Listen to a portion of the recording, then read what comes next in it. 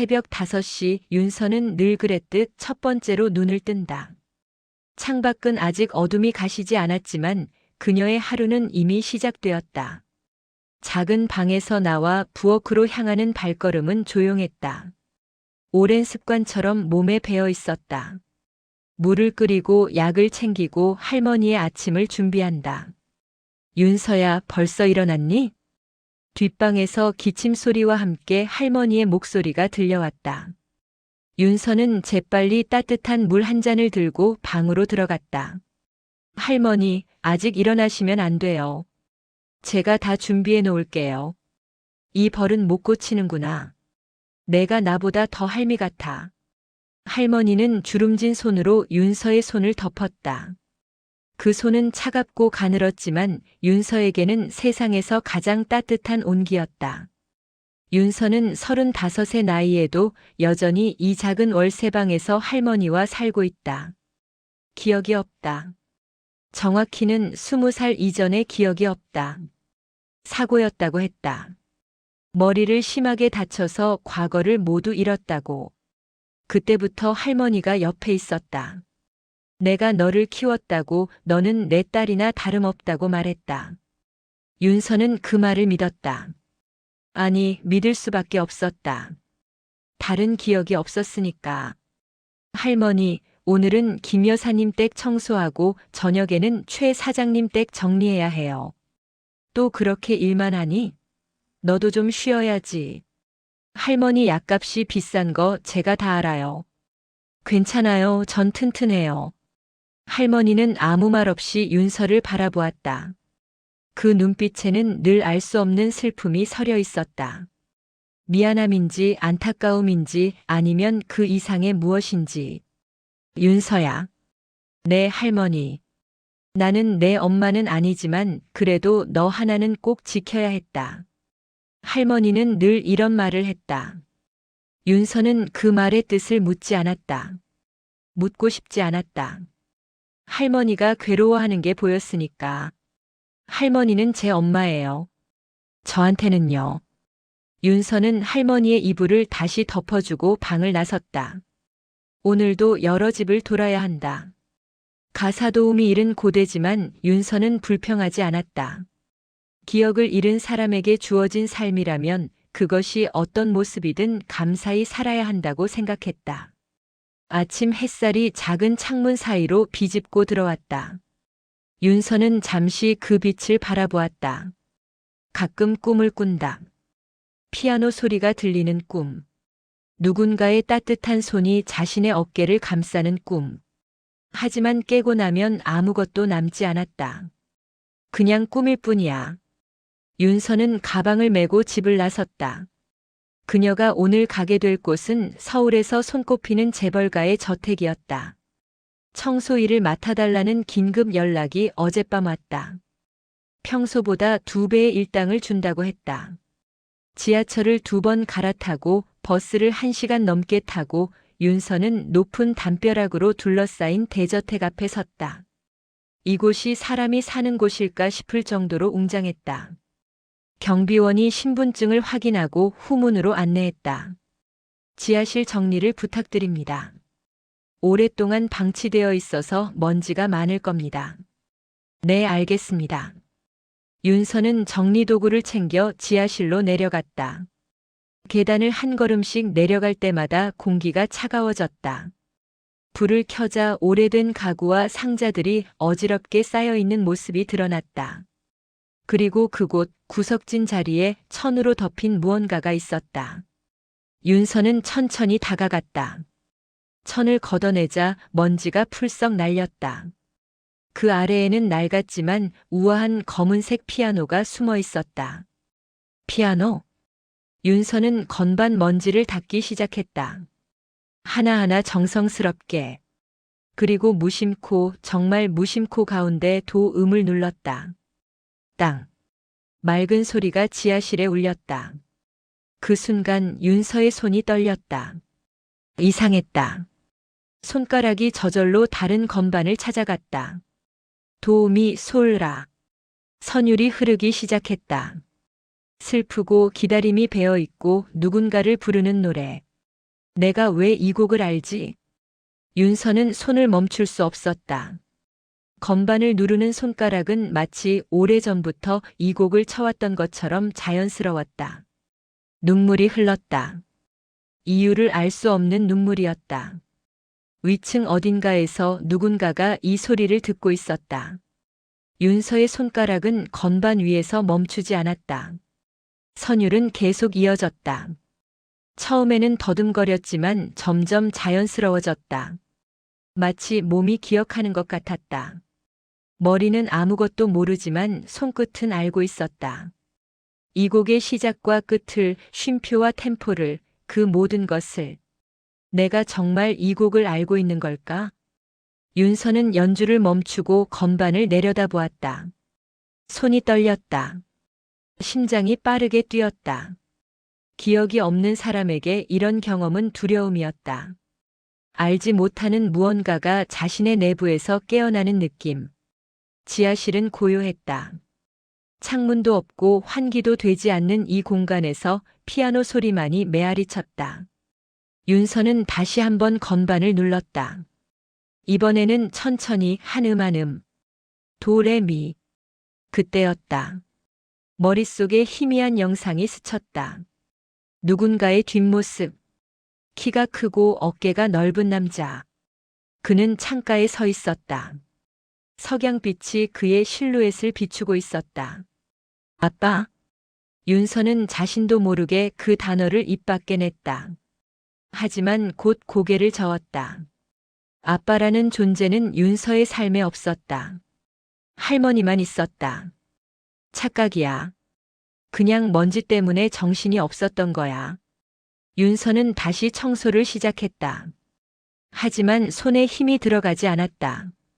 자꾸만 피아노 쪽으로 시선이 갔다. 그 악기는 마치 윤서를 부르는 것처럼 느껴졌다. 1시간쯤 지났을까? 윤서는 지하실의 먼지를 대충 털어내고 밖으로 나오려고 했다. 그때 계단 위에서 인기척이 느껴졌다. 거기 청소하시는 분? 중년 여성의 목소리였다. 윤서는 고개를 들었다. 정장을 입은 여성이 계단 중간에 서 있었다. 이 집의 비서실장으로 보였다. 네, 청소 끝났습니다. 수고하셨어요. 그런데 비서실장은 잠시 말을 멈췄다. 그녀의 눈빛이 이상했다. 뭔가 불안해하는 듯 했다. 혹시 아까 피아노 소리 낸 게 당신인가요? 윤서는 순간 어떻게 대답해야 할지 몰랐다. 잘못한 건가? 만지면 안 되는 물건이었나? 죄송합니다. 청소하다가 실수로. 아니에요. 괜찮아요. 비서실장은 이상한 표정으로 윤서를 바라보았다. 마치 유령을 본 것 같은 표정이었다. 혹시 당신 피아노 배운 적 있나요? 아니요. 제가 알기로는 없는 것 같아요. 알기로는? 제가 기억을 잃어서요. 20살 이전의 일은 아무것도 기억나지 않습니다. 비서실장의 얼굴이 창백해졌다. 그녀는 한참 동안 윤서를 쳐다보다가 천천히 입을 열었다. 이름이 뭐예요? 윤서요. 이윤서입니다. 윤서. 비서실장은 그 이름을 반복했다. 그녀의 손이 가슴팍으로 갔다. 마치 심장이 아픈 것처럼. 혹시 성함이 원래 윤서였나요? 아니면 제가 기억을 잃고 깨어났을 때 할머니가 지어준 이름이에요. 원래 이름은 저도 몰라요. 비서실장은 더 이상 묻지 않았다. 대신 윤서에게 명함을 하나 건넸다. 다음에도 청소 부탁드릴 수 있을까요? 정기적으로요. 네, 물론이죠. 특히 지하실이요. 일주일에 한 번씩 와주시면 좋겠어요. 윤서는 고개를 끄덕였다. 하지만 비서실장의 태도가 이상했다. 마치 자신을 시험하는 것 같았다. 아니, 확인하는 것 같았다. 집으로 돌아오는 길 윤서는 계속 그 피아노 선율을 떠올렸다. 손가락이 저절로 허공에서 건반을 누르는 신용을 했다. 도, 미, 솔, 라. 할머니. 집에 도착하자마자 윤서는 할머니에게 물었다. 제가 어렸을 때 피아노 친 적 있어요? 할머니는 뜨개질하던 손을 멈췄다. 그리고 한참을 말없이 윤서를 바라보았다. 왜 갑자기 그런 걸 물어? 오늘 청소하다가 피아노를 봤는데 이상하게 손이 저절로 움직이더라고요.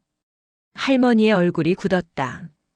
그녀는 천천히 뜨개질을 내려놓고 깊은 한숨을 쉬었다. 윤서야. 네, 할머니. 어떤 기억들은 돌아오지 않는 게 나을 때도 있단다. 무슨 말씀이세요? 너는 지금이 행복하니? 네, 할머니랑 함께 있으니까요. 그럼 됐다. 그것만으로 충분해. 하지만 윤서는 할머니의 눈에서 두려움을 보았다. 무언가를 숨기고 있는 사람의 눈빛이었다. 그날 밤 윤서는 꿈을 꾸었다. 큰 집이었다. 넓은 거실에 하얀 피아노가 있었다. 어린 소녀가 그 앞에 앉아 있었다. 그리고 뒤에서 누군가가 소녀의 어깨에 손을 얹으며 말했다. 잘하고 있어, 우리 딸. 윤서는 눈물을 흘리며 잠에서 깨어났다. 그 꿈속의 소녀가 자신인지 아닌지 알 수 없었다. 하지만 한 가지는 확실했다. 그 목소리가 너무나 그리웠다는 것. 재벌가 대저택 3층 서재. 창밖으로는 정원의 장미들이 붉게 피어 있었지만 이 방의 주인은 그 아름다움을 보지 못했다. 아니, 보려 하지 않았다. 강민재 회장. 그는 이 나라 경제의 한 축을 담당하는 사람이었다. 수십 개의 계열사를 거느리고 수만 명의 직원을 책임지는 사람. 하지만 지금 그는 그저 한 명의 늙은 남자일 뿐이었다. 회장님, 오늘 이사회 회의가 있습니다. 비서실장 김미경이 조심스럽게 말했다. 하지만 회장은 창밖만 바라볼 뿐 대답이 없었다. 회장님. 들었네. 회장의 목소리는 낮고 무거웠다. 그는 천천히 의자에서 일어나려다가 멈췄다. 요즘 그의 다리는 예전 같지 않았다. 걷는 것조차 고통스러웠다. 하지만 진짜 고통은 다른 곳에 있었다. 김 실장. 네, 회장님. 아까 지하실에서 난 소리 들었나? 김미경은 입술을 깨물었다. 그녀는 이 질문을 예상하고 있었다. 네, 들었습니다. 피아노 소리였지. 네. 회장은 눈을 감았다. 그의 손이 떨렸다. 책상 위에 놓인 액자를 집어들었다. 오래된 사진이었다. 한 남자와 어린 소녀가 피아노 앞에 앉아 환하게 웃고 있었다. 이 곡을 아는 사람은 세상에 단 한 명뿐이었는데. 회장님, 그 청소 담당자에 대해 조사해 볼까요? 조사? 회장은 쓴웃음을 지었다. 무엇을 조사한단 말인가? 40년 전에 이미 끝난 일을. 하지만 회장님, 만약에라도. 만약은 없네. 내 딸은 죽었어. 아니, 내가 죽게 만들었지. 회장은 다시 의자에 앉았다. 그의 눈가에 깊은 주름이 더욱 깊게 패였다. 40년 전 그에게는 딸이 하나 있었다. 이름은 민서. 총명하고 착하고 무엇보다 음악을 사랑하는 아이였다. 회장은 딸을 위해 최고의 피아노 교사를 고용했고 딸은 그 기대에 부응했다. 특히 한 곡이 있었다. 회장이 직접 작곡한 곡. 아무에게도 주지 않고 오직 딸에게만 들려준 자장가 같은 선율. 밤마다 딸의 방에 들어가 그 곡을 쳐주면 딸은 아버지 옆에 앉아 함께 건반을 누르곤 했다. 아빠, 이 곡 제목이 뭐예요? 제목? 없단다. 왜요? 이 곡은 오직 너만을 위한 거니까. 제목이 필요 없어. 하지만 행복은 오래가지 않았다. 회사 내부의 권력 다툼. 경영권을 노리는 이들의 협박. 그리고 그 과정에서 딸이 납치되었다. 회장은 미친 듯이 딸을 찾았다. 경찰, 사립탐정, 모든 수단을 동원했다. 그리고 한 달 후 딸을 찾았다. 하지만 딸은 이미 깊은 강물에 빠진 후였다. 구조되었지만 머리를 심하게 다쳐 기억을 잃었다. 아버지도 집도 자신의 이름도 기억하지 못했다. 의사는 말했다. 기억은 돌아올 수도 있고 영영 돌아오지 않을 수도 있습니다. 회장은 병실에서 딸을 지켰다. 하지만 협박은 계속되었다. 회장의 딸이 살아있다는 것을 알면 다시 노릴 것입니다. 그날 밤 회장은 결정을 내렸다. 병원 청소부로 일하던 한 노파에게 딸을 맡겼다. 딸의 신분을 숨기고 새로운 이름을 주고 멀리 떠나 살게 했다. 그리고 세상에는 딸이 사고로 실종되었다고 발표했다. 피아노는 지하실로 옮겼다. 그 뒤로 한 번도 열어보지 않았다. 그 소리를 들으면 미칠 것 같았으니까. 회장님, 정말 그 청소 담당자가 말도 안 되는 소리 하지 말게. 40년이 지났어. 그 아이가 살아있다 해도 어떻게 여기까지 올 수 있겠나. 하지만 회장의 손은 계속 떨렸다. 그날 오후 회장은 지하실로 내려갔다. 비서와 경호원이 부축했지만 그는 손을 뿌리쳤다. 혼자 할 수 있네. 계단을 내려가는 것은 고통스러웠다. 하지만 그는 멈추지 않았다. 지하실 불을 켜자 천으로 덮여 있어야 할 피아노가 드러나 있었다. 청소 담당자가 천을 벗긴 것이다. 회장은 천천히 피아노 앞에 섰다. 건반에는 먼지가 닦여 있었다. 누군가의 손길이 닿은 흔적. 회장은 떨리는 손으로 건반을 눌렀다. 도.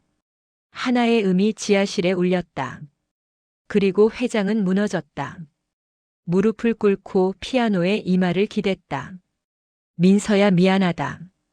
눈물이 흘렀다. 40년 동안 참아왔던 눈물이었다. 위층에서 이 광경을 지켜보던 김미경은 조용히 문을 닫았다. 그녀는 알고 있었다. 그 청소 담당자 이윤서라는 여자의 정체를. 회장님, 준비하셔야 합니다. 며칠 후 회장은 다시 윤서를 보게 될 것이다.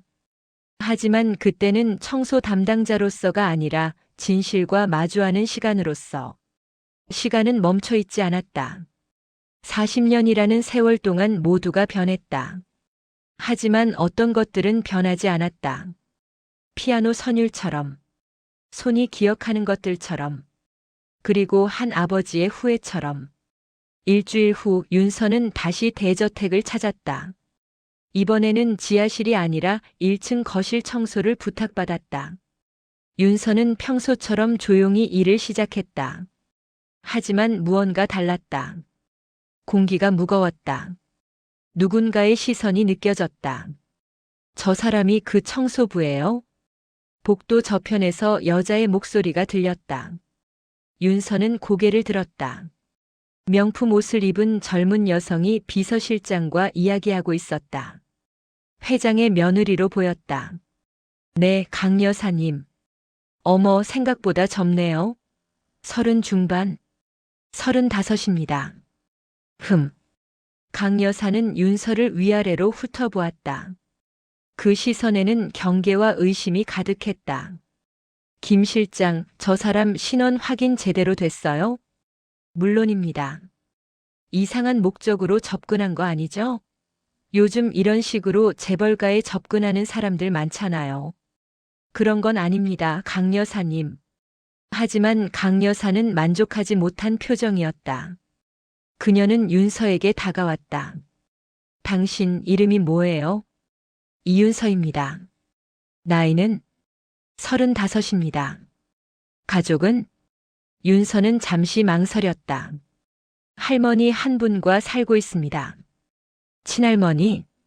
아닙니다. 그럼 부모님은? 기억이 없습니다. 사고로 과거 기억을 잃어서요. 강 여사의 눈빛이 날카로워졌다.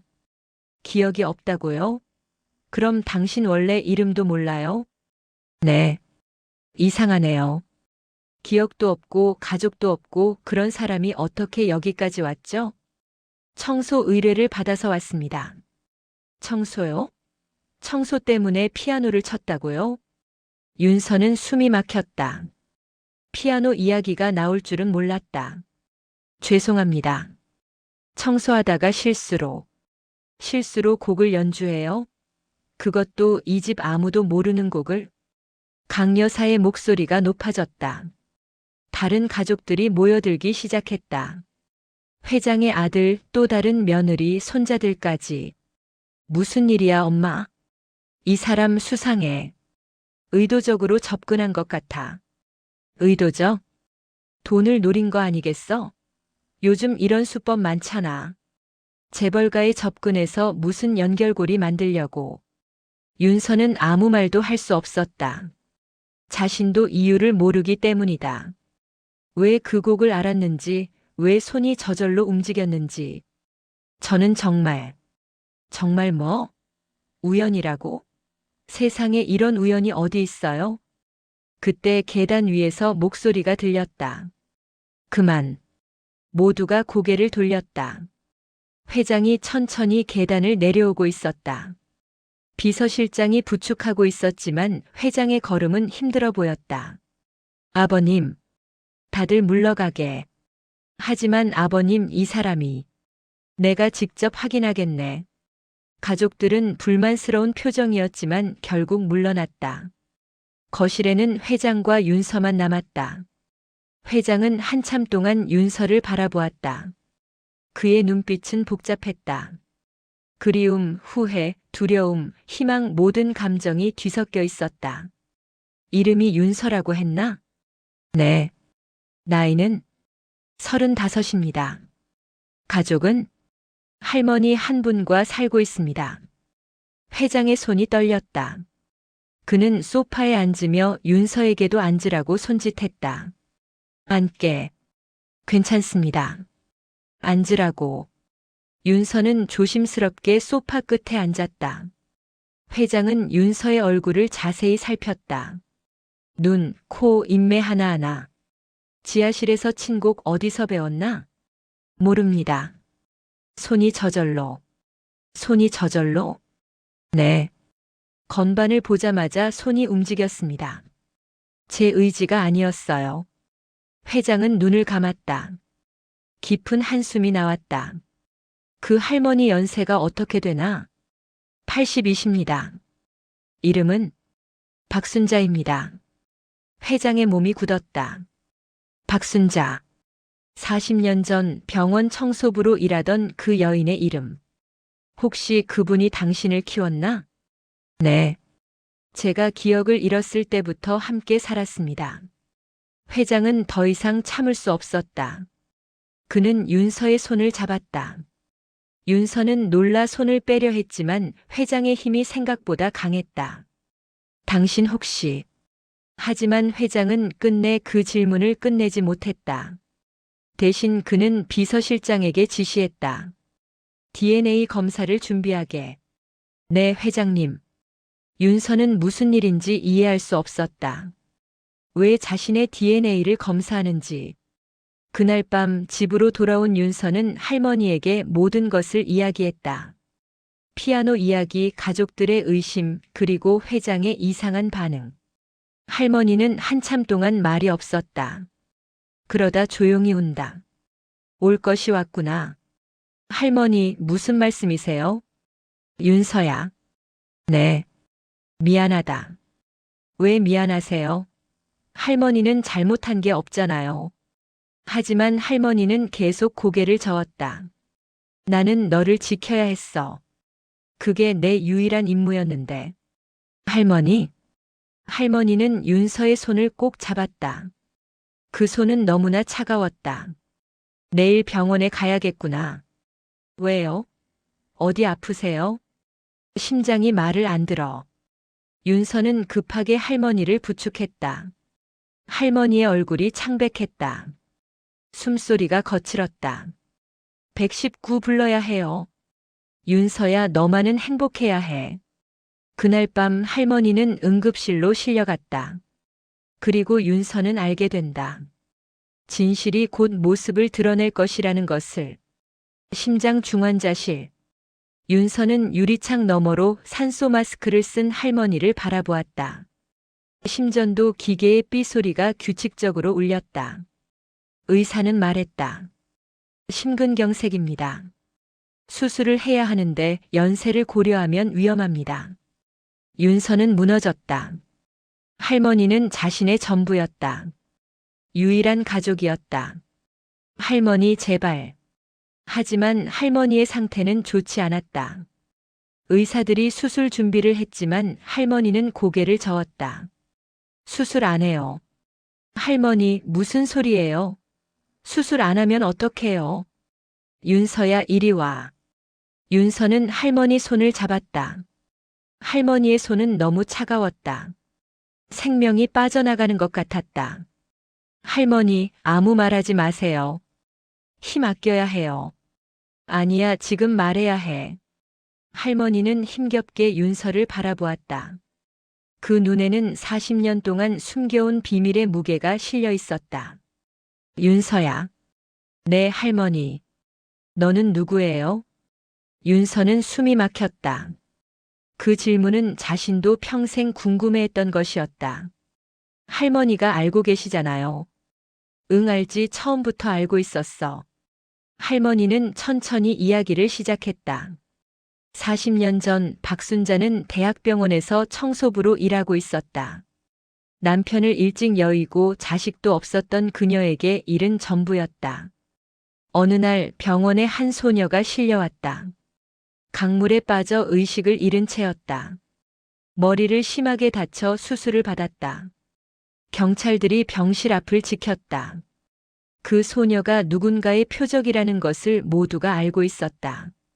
박순자는 그 병실을 청소하러 갔다가 소녀를 보았다. 침대에 누운 소녀는 너무나 작고 연약해 보였다. 그리고 무엇보다 아무도 곁에 없었다. 가족도 친구도. 이렇게 예쁜 아이가 혼자라니.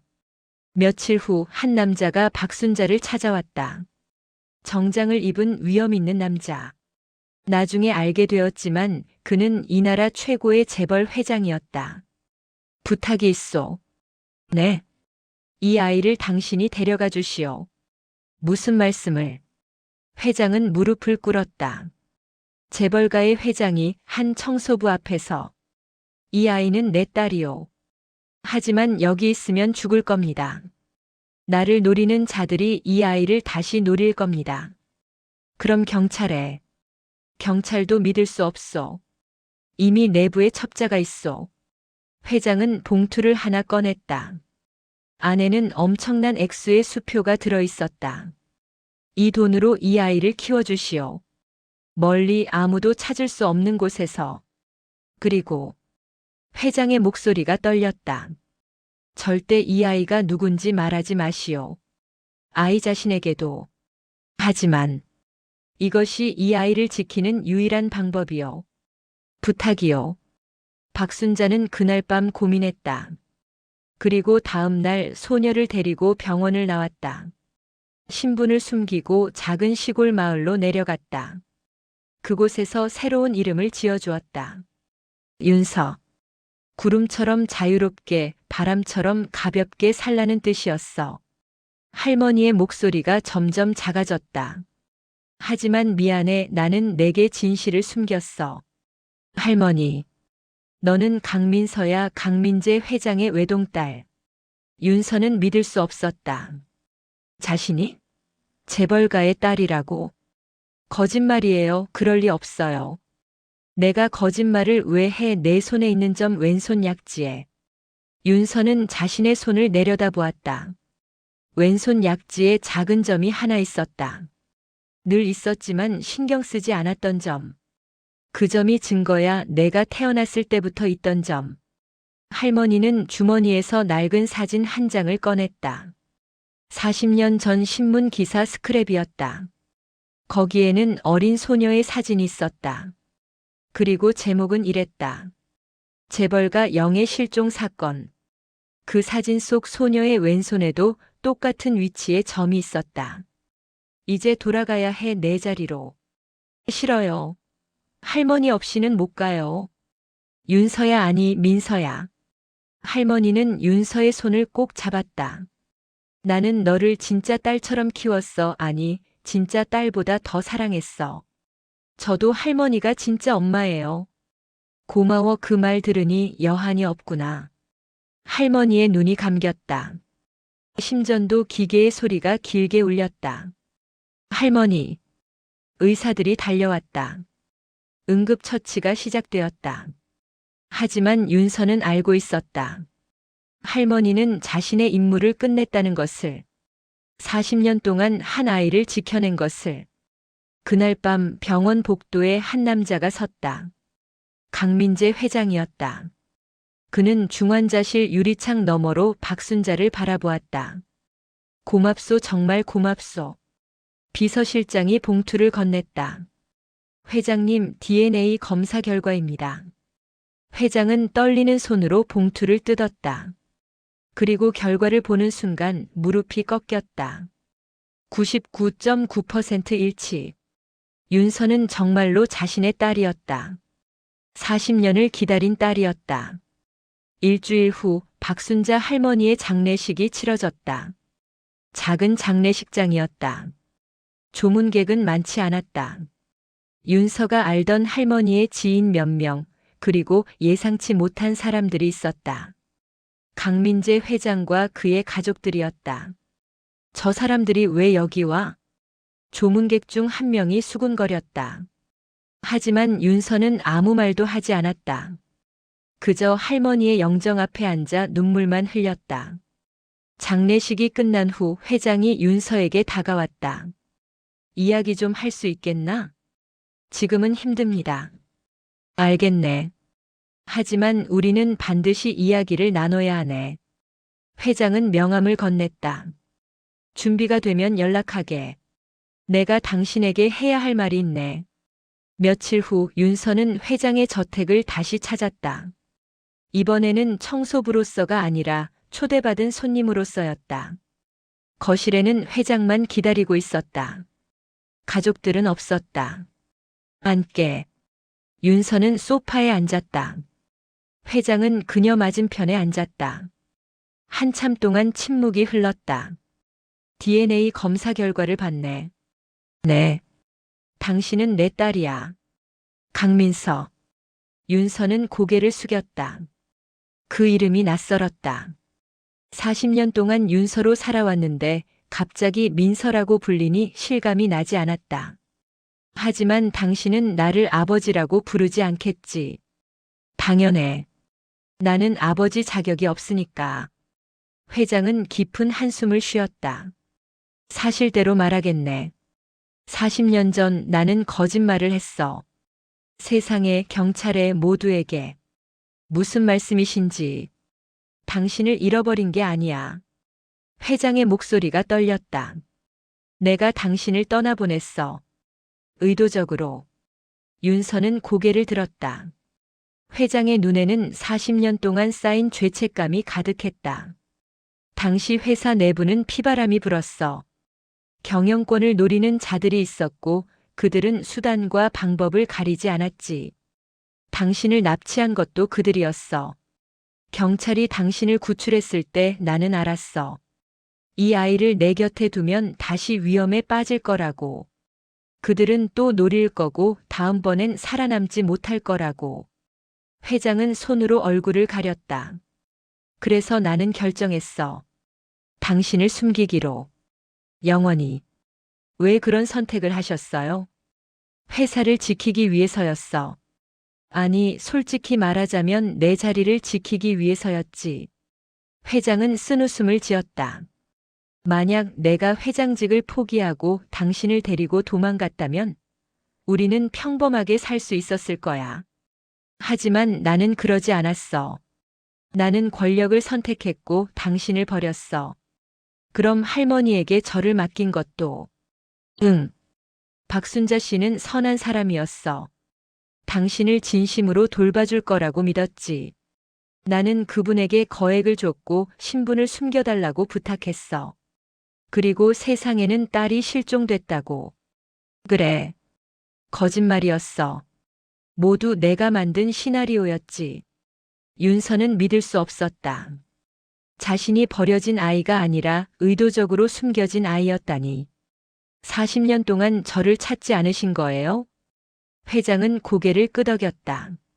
찾으면 안 됐어. 당신의 안전을 위해서. 하지만 회장의 목소리가 갈라졌다. 매일 밤 당신 생각을 했어. 잘 자라고 있을까, 행복할까, 나를 원망할까? 그런데 왜 지금 이 이야기를 하시는 거예요? 왜냐하면 회장은 윤서를 똑바로 바라보았다.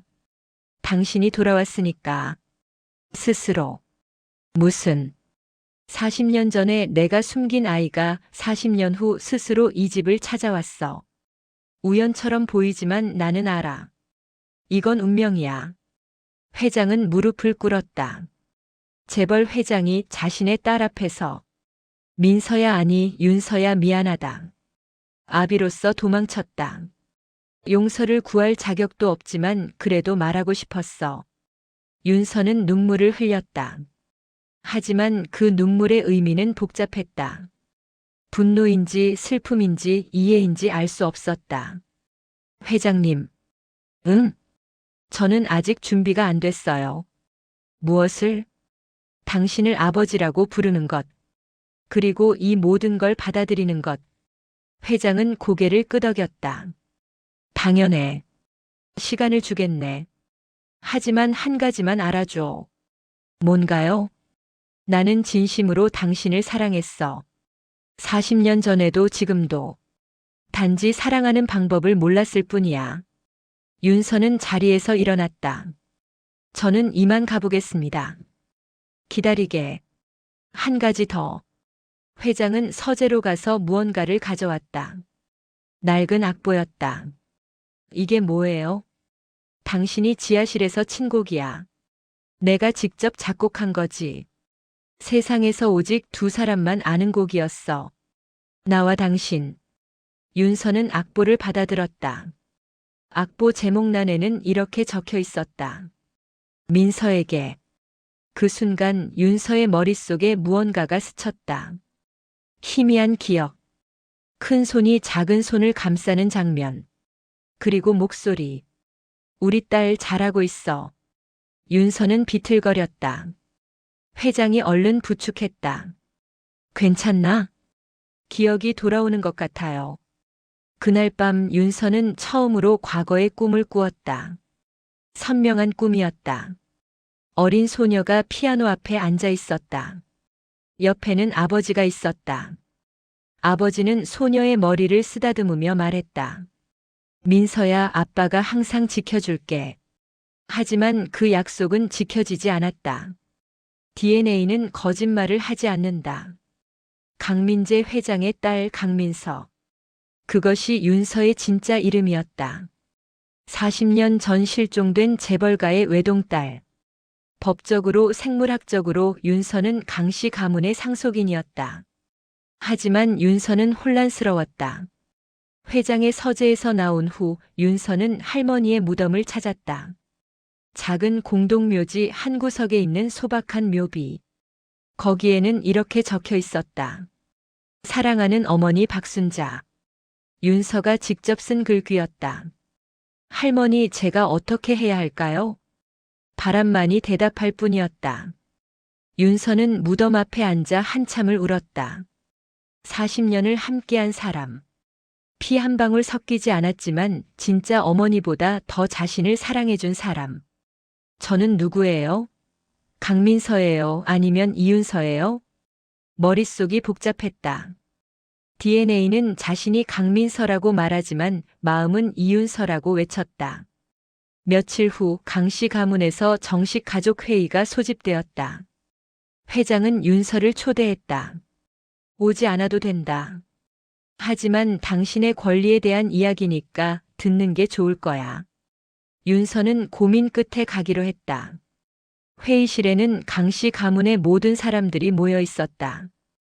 회장의 아들 강준혁, 며느리들, 손자, 손녀들. 모두 윤서를 바라보는 눈빛이 차갑했다. 자, 시작하지. 회장이 입을 열었다.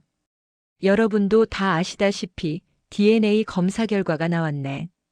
이윤서 씨는 내 친딸 강민서가 맞네. 술렁임이 일었다.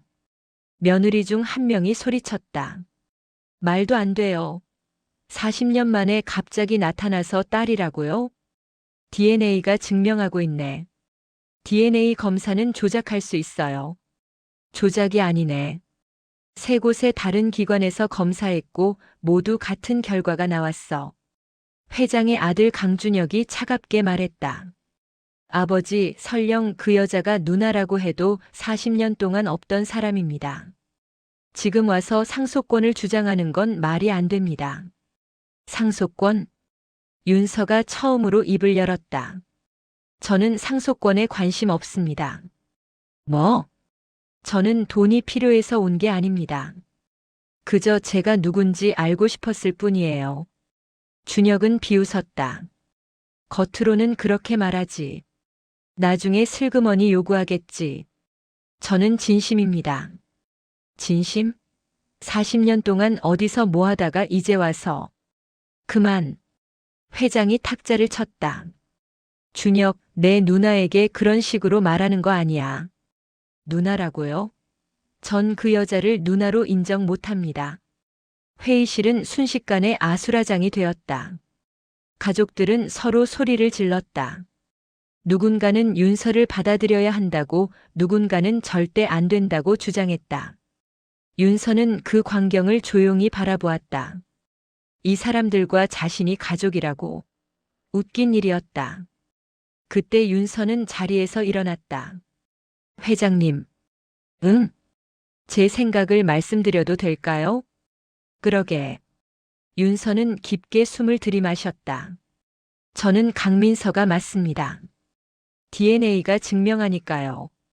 하지만 윤서는 가족들을 둘러보았다. 저를 키운 사람은 지금 땅속에 누워 계시는 박순자 할머니입니다. 할머니는 저에게 밥을 먹여주셨고, 아플 때 간호해 주셨고, 제가 울 때 안아주셨어요. 40년 동안 단 하루도 빠짐없이요. 윤서의 목소리가 떨렸다. 저는 할머니의 딸입니다. 피는 섞이지 않았지만 정은 피보다 깊었어요. 회장의 눈에 눈물이 고였다. 그래서 말씀드립니다. 저는 상속도 재산도 이 집의 자리도 원하지 않습니다. 민서야. 저는 그냥 제 삶을 살고 싶어요. 할머니가 지어준 이름으로 할머니가 살라고 했던 방식으로요. 준혁이 빈정거렸다. 그럼 뭐하러 여기 온 거야? 윤서는 준혁을 바라보았다. 할머니의 장례비를 회장님이 내주셨어요. 그 인사를 하러 왔습니다. 회장이 말했다. 그건 당연한 거야. 박순자 씨는 당신을 지켜준 은인이니까. 그리고 한 가지 더. 윤서는 회장을 바라보았다. 저는 당신을 용서할 수 없어요. 아직은요.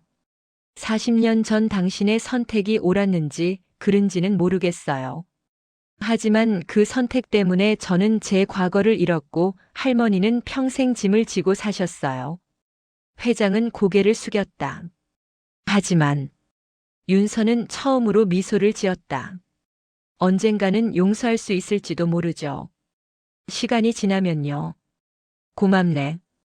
윤서는 가방에서 서류를 꺼냈다. 이건 상속권 포기 각서입니다. 변호사와 함께 작성했어요. 이럴 필요 없어. 아니에요. 필요해요. 저는 이 집안의 분쟁거리가 되고 싶지 않아요. 윤서는 서류를 탁자 위에 올려놓았다. 그리고 한 가지 부탁이 있어요. 뭔가? 지하실에 있는 피아노 제가 가져가도 될까요? 회장은 놀란 표정을 지었다. 피아노를? 네. 그게 제가 유일하게 기억하는 거예요. 그 선율을요. 회장은 한참을 고민하다가 고개를 끄덕였다. 가져가게. 원래 당신의 피아노였으니까. 그날 윤서는 강씨 가문의 저택을 마지막으로 떠났다. 뒤를 돌아보니 회장이 현관에 서서 손을 흔들고 있었다. 윤서도 작게 손을 흔들어 답했다. 안녕히 계세요, 아버지. 그 단어는 처음이자 마지막이었다. 3개월 후, 윤서는 작은 원룸에서 살고 있었다. 여전히 가사도우미 일을 하며 생계를 이어갔다. 하지만 한 가지 달라진 것이 있었다. 거실 한가운데에 검은색 피아노가 놓여 있었다. 강씨 가문에서 가져온 그 피아노. 40년 동안 지하실에 갇혀 있던 악기. 이제는 윤서의 집에서 빛을 받고 있었다. 윤서는 저녁마다 피아노 앞에 앉았다. 그리고 그 곡을 쳤다. 민서에게라는 제목의 곡을. 처음에는 어색했지만 점점 자연스러워졌다. 손이 기억했다. 어느 날 저녁 초인종이 울렸다. 누구세요? 나네. 익숙한 목소리였다. 윤서는 문을 열었다. 강민재 회장이 서 있었다. 정장이 아닌 평범한 옷을 입고 있었다. 회장님, 그냥 아저씨라고 불러도 되네. 회장은 손에 과일 바구니를 들고 있었다. 들어와도 될까? 아, 네. 들어오세요. 좁은 원룸이었다. 회장은 주위를 둘러보았다. 그리고 거실 한가운데 놓인 피아노를 보았다. 피아노 잘 왔구나. 네. 매일 쳐요. 그 곡을? 네. 회장은 피아노 앞에 섰다. 건반을 쓰다듬었다. 40년 만에 다시 만난 악기였다. 앉아도 될까? 물론이죠. 회장은 피아노 의자에 앉았다. 그리고 천천히 건반을 눌렀다. 도, 미, 솔, 라. 똑같은 선율이었다. 함께 쳐볼까? 윤서는 망설였다. 하지만 결국 회장 옆에 앉았다. 두 사람의 손이 건반 위에서 만났다. 선율이 흘러나왔다. 슬프지만 아름다운 곡. 기다림과 그리움이 담긴 노래. 40년의 시간을 견뎌낸 사랑의 노래. 연주가 끝났을 때 회장은 눈물을 흘리고 있었다. 고맙네. 왜요? 용서하지 않아도 괜찮아. 하지만 이렇게 함께 있어줘서 고맙네. 윤서는 아무 말하지 않았다. 그저 조용히 앉아 있었다. 민서야. 전 윤서예요. 아, 미안. 윤서야. 네. 내가 잘못했어. 40년 전에도 지금도. 나는 아버지로서 실격이야.